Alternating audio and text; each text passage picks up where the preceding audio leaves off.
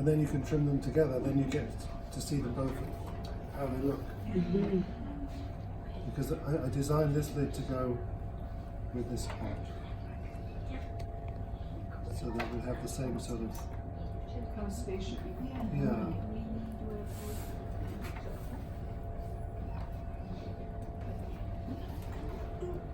You already have your glazing in mind when you're doing the gallery and the...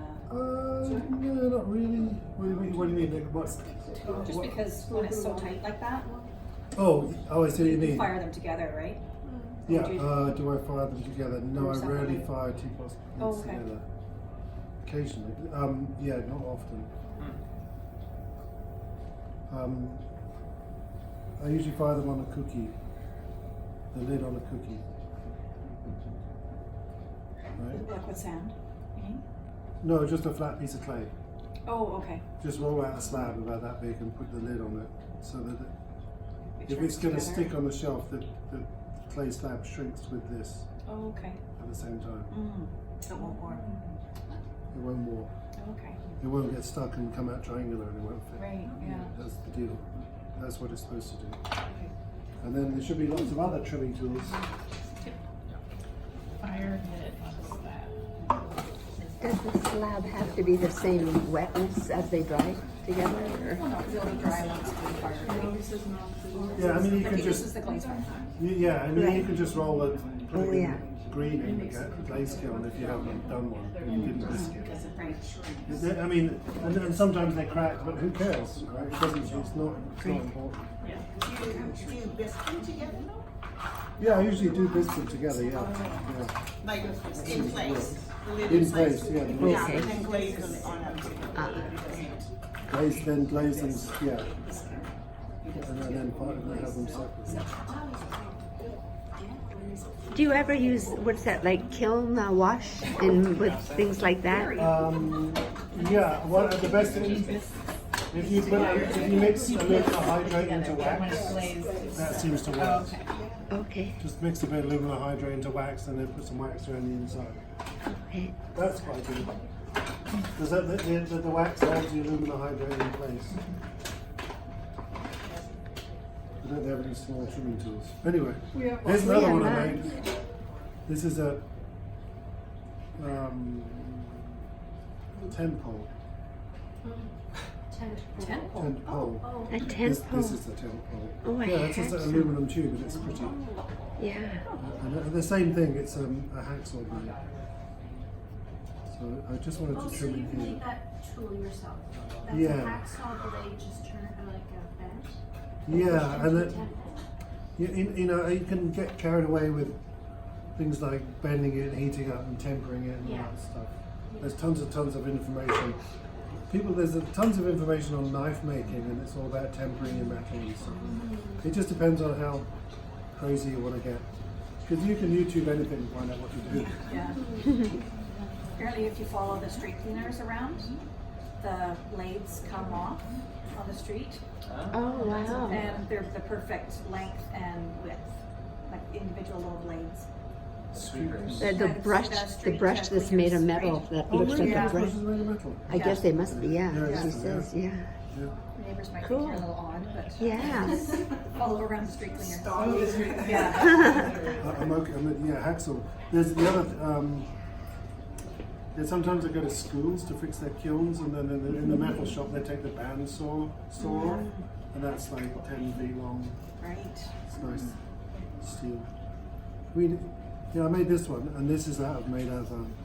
This one has some. See, it has.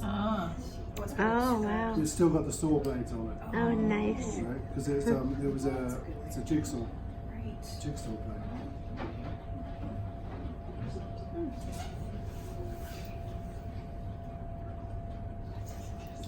So yeah, we can use that and then do this.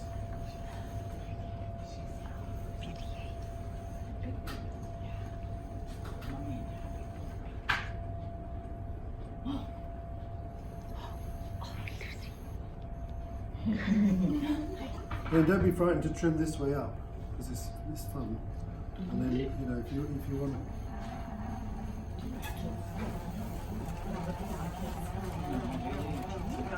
in my spaceship. You can't see them. Oh, wow. yes.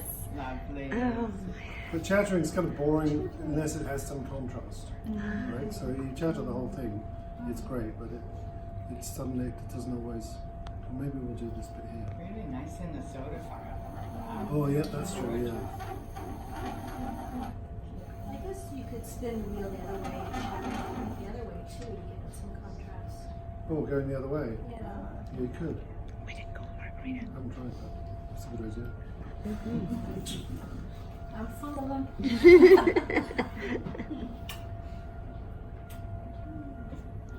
can have that one.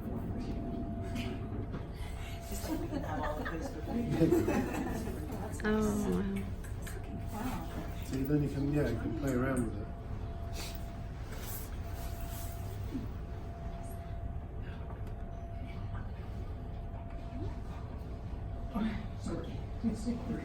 Have you always been a crazy trimmer?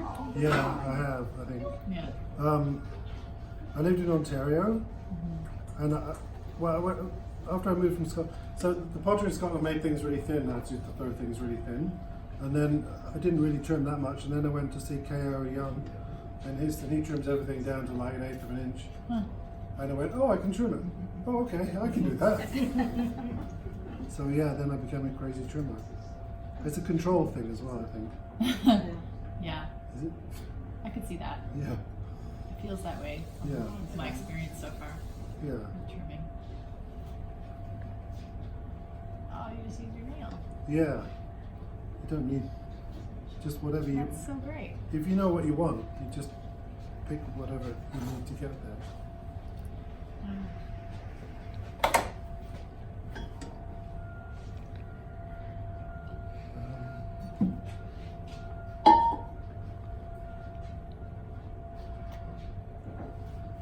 What are the basic chuck shapes that you have in your studio?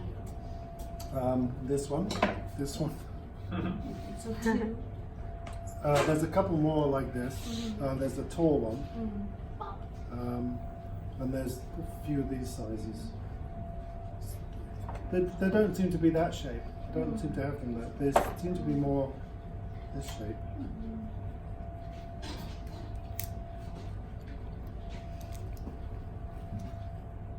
This one too big. Well, that's okay. This one is fine. This one will be fine.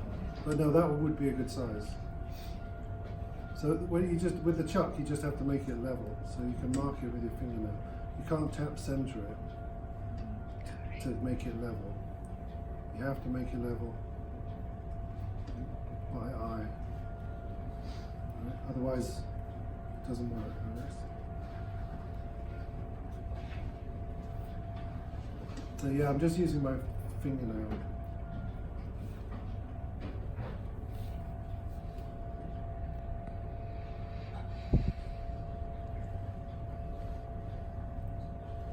You can always tap center the whole thing once it's level. So like if the top wasn't concentric with the bottom and you got it level, after you've centered this you can recenter it. It seems alright.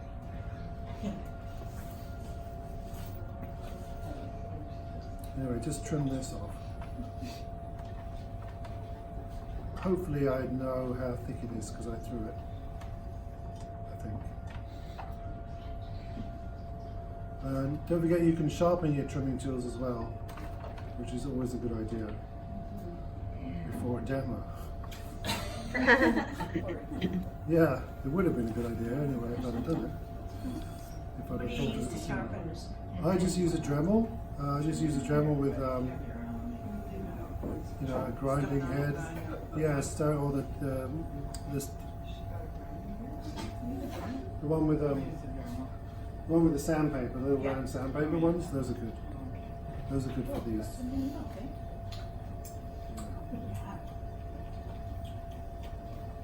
And then I'm going to make the foot sort of kind of match a bit the rest of it. Okay, so we're going to have it. If it's slightly off, I'll put my finger here and have so that this goes with that. This one? right? As opposed to go with it slightly off. Oh. But to get this concentric with that, Yeah. Okay. we'll just use that as a reference point. So we'll just round that off.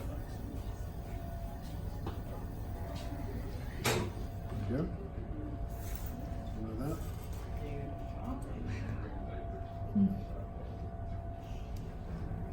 Is it important to start from this very center and work out? It's better to do this last. I'll do this first and then do this, because if it gets thin you can't press down on it.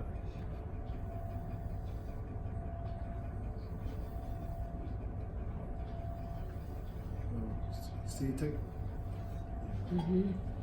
I just want to do a little detail. See, if your pots are beautifully round and you throw out all the crappy ones, then you can trim like a madman because everything's all works together. Right? If it's not round, you can't do this. Strange foots on the not round one. Huh? You get strange foots You on do, the. you On get the strings. There we go. I just made that a bit, and then you can make it. It's a bit sharp, so just use your finger to soften the edge. And then I'm just using my thumbnail to smooth it.